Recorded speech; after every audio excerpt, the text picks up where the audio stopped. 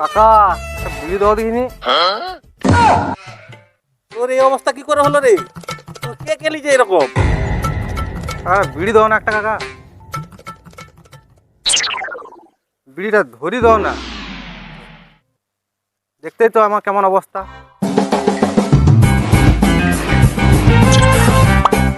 এবার বল তোর এই অবস্থা কি করে হলো? মারা তোকে কে কেলি যে এরকম করে মাথা মাথা ফাটিয়ে দিয়েছে, হাত পা ভেঙে দিয়েছে, গাড় পাড় ভেঙে দিয়েছে? আর বলনি কাকা, কালকে সোনালীর বৌদির সঙ্গে দেখা করতে গেল রাতের বেলা, এই অবস্থা হয়েছে। কি এমন হয়েছিল তোকে কেলালো এরকম করে? কে কেলালো?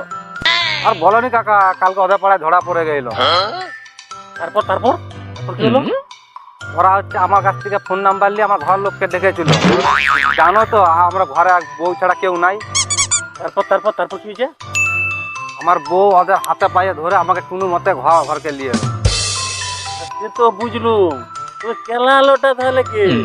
আমার বউ গেলা ঘরে কপাল লাগিয়ে দিয়ে যা কেলালো, মাথা মাথা ফাটি দিয়েছে, হাত মাথা ভেঙে দিয়েছে।